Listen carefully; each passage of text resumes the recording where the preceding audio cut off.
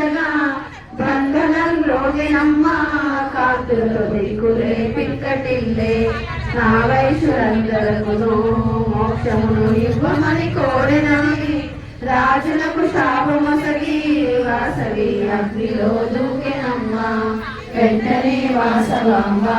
జ్యోతిగా కైలాసపురి చేరెను శంకరుడు చూసినమ్మ అర్ధాంగి హస్తమును పట్టుకొనెను వామాంకం బంధున వాసవిని కూర్చుండ పెట్టుకొనెను అర్ధ శరీరం బంధున చేర్చుకొని దర్శనము ఇచ్చేదాను 120 గోత్ర దంపతులు అగ్నిలో భస్మమైరి గురువైన భాస్కరుడు బాలులను దగ్గరకు చేర్చుకొనెను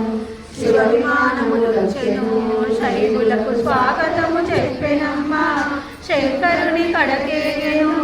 వైశ్యుడు శూలపాణి గాంచి విష్ణుదూతలు వచ్చెను వైష్ణవులు విష్ణునే గాంచినమ్మ ఈ చరిత్రం ఇట్లుండగా రాజుకు ఇక్కట్లు వెంటాయెను పెళ్లి పెళ్లి అంచును రాజు పెనువంట పురిచేరెను వెంటనే శాపంబుతో అక్కడే తలపలికి చచ్చెనమ్మ విష్ణువర్ధన ప్రాణము గంధర్వలోకము చేరినమ్మ విష్ణువర్ధన పుత్రుడు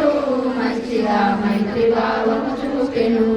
అవిరైవంబు నిండే విపాక్ష పట్టాభిషేకంబుతో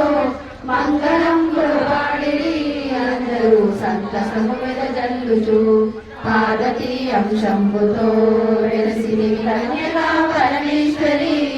ఆర్యవైశ్యులకెళ్ళను 20 వైద్యుని పొందినారు వైశాఖ శుద్ధ దశమి వాసవికి మాఘ శుద్ధ విద్యకు పూజలను చేయవలను వెంటనే వాంఛలు నెరవేరును ఈ కథను ఇంటింటను చదివినా చెప్పినా విన్నగాని కర్మమోక్షము తోడును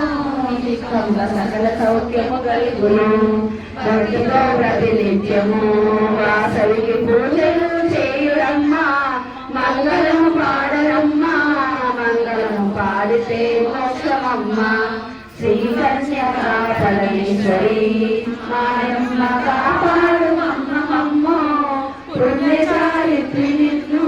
నిరతము పూజించు మమ్మ మేము జై వసలు జై వసలు జై వసలు